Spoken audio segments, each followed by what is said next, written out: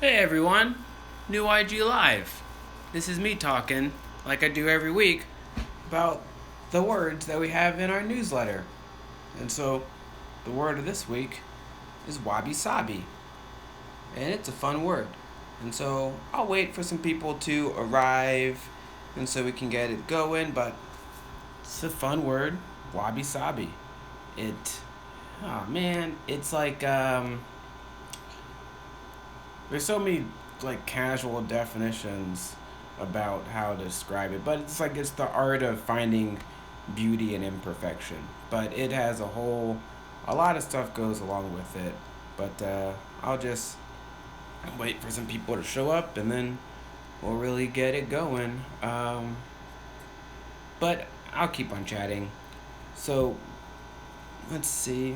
It's the art of finding beauty in imperfection. Now, the key thing, and this is what a lot of people end up really liking about wabi sabi, is that certain Japanese craftsmen, the word's Japanese, it's a Zen Buddhist phrase, but a lot of craftsmen in Japan will intentionally put imperfections into things that they make.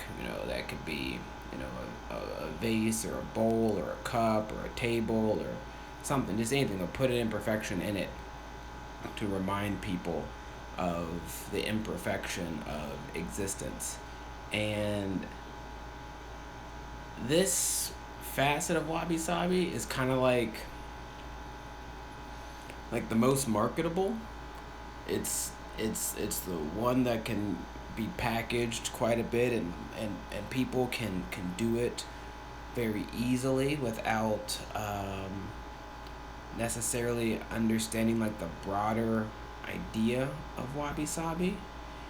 Um, and so that's kind of like the idea that a lot of people know of wabi sabi, and this it's an important part. Don't get me wrong, but that facet of wabi sabi adheres to like the philosophical idea of surrounding yourself with your philosophy, um, where you get reminders of your beliefs all the time. And so, like, wabi sabi doesn't start with putting an imperfection in a bowl or something.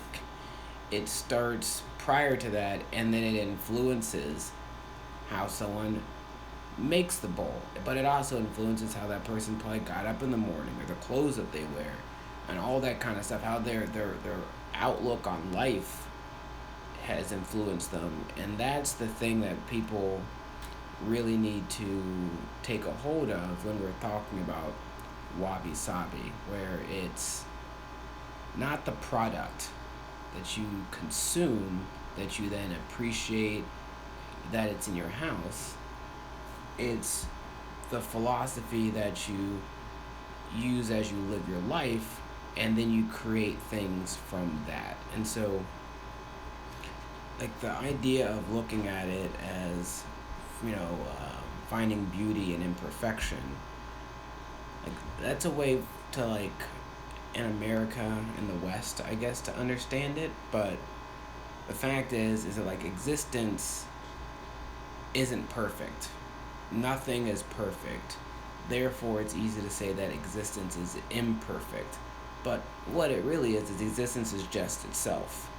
And you have to find beauty in that while you live. And so, and that beauty happens in things that we wouldn't necessarily consider to be perfect, such as being, getting older, you know, getting older and not being as athletic, or, getting gray hair, stuff like that. If someone has like a perfect ideal of who they are, no longer physically looking like that person will be not that exciting. But it's something that's inevitable. It's always going to happen. So what you need to do is have a philosophy, a perspective that inclines you to see that as a beautiful part of existence, because that's really what it is. And so wabi sabi helps you have that perspective. Another key thing that I really like about wabi sabi is its connection to the environment. There's a connection to nature, which we could say there's like the aesthetic of wabi sabi might be rustic in some instances, or rugged, or natural. But what it embraces is that connection to the environment that people need to forge. And I think with a I think with wealth and consumerism, people end up having the power to distance themselves from.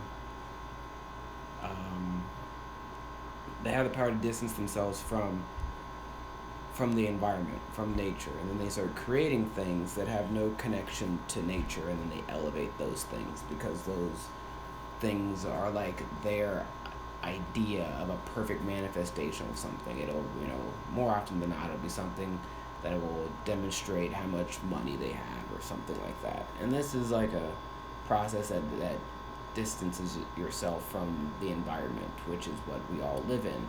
And so wabi sabi then encourages you to cultivate that connection. And even if no matter where you live, you can put things in your house. You can have an aesthetic that encourages you to sustain or to appreciate that connection to the environment. And that connection can be in a rugged looking cup. It can be in the fact that when you hold it, it's not perfect, or that each cup or bowl or glass or thing is different. They're unique. None of them are perfect in their sameness. And that's just how everything is in all of life, all the time. And in many ways, I think we like to simplify existence and imagine that things are the same, so that we don't have anxiety about how different and rapidly changing things are all the time. But that's more of a defense mechanism to isolate yourself from the environment than it is one that encourages you to embrace the actual world in which you live, and then to create things from there. And wabi sabi, I believe, cultivates that essential connection that people have, or that people need to have. And that's why I think it's so important. I guess what I would also say is that, let's see.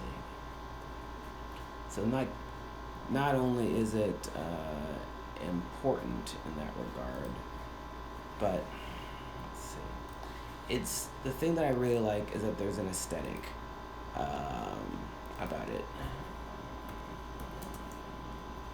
One second. There's an aesthetic, and so with a lot of philosophy, the idea in many ways is that it's spoken or written word. It's very intellectual, it's very in your head, it's not that experiential. But with wabi sabi, there's an aesthetic where wabi sabi can manifest itself in the items that are throughout your house. And so you get a philosophical reminder all the time. And so not only is it something that you can read about, it's not something that it's also something you can actively do, but it's also, there's a framework for having it surround you to remind you about the importance of this philosophy for your life. And I think that's really, really key. It's a philosophy that you get to surround yourself with. And yeah, I think that's really, really significant. Another thing that I think is quite important about wabi sabi is that the words wabi and sabi used to not have a positive meaning. Wabi used to be how people feel alone and sad when they're in the environment. And sabi used to mean withered, how you get withered as you get older. And there's a negative connotation. But when the Zen Buddhists kind of started philosophizing in Japan, they then got these two words and flipped the meaning. Wabi was no longer the sadness, the isolation that comes with nature. It was like a connection to nature that was good. Additionally, was um, Sabi became like the beauty that comes with aging and the passage of time. And so then when you combine those together, you now have a really profound word that changes, that influences an entire society. And at the Sustainable Culture Lab, we care a lot about language, and it's really empowering to think about how if you do the proper due diligence and thought, subtle linguistic changes here or there can have a radical impact on your society. And so I think that's just incredibly significant, and that's what we try to do. And so, like, not only does the word have the language that we try to forge, but it also has the artistic expression that we also try to do. And so, you don't want to be like too bold, but it shows the capacity of our framework and what we're trying to do, and how it can change people's lives for the better. And if you look at like wabi sabi, the phrase was created in the 1400s in Japan. Like, so we're talking about a concept that has remade Japanese society for a longer time than like the Europeans even knew the Americas existed. Like, America wasn't even, like, the United States wasn't even an idea, and wabi sabi was impacting how a lot of Japanese people live their lives. And for as a place that's, America's a very young place, still figuring out a lot of stuff.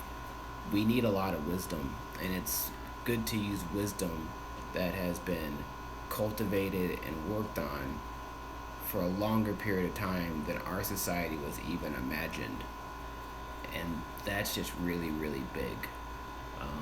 And so I think wabi sabi is a very good word because it shows the potential for language and philosophy to change our society, but it also shows how American society, due to our ethnocidal foundations, will be very prone to undermine and strip away the spirit of wabi sabi to make it something that's more packageable, digestible, that fits within like the decultured ethnocidal norm that we're used to. So like, our society naturally won't receive it the right way.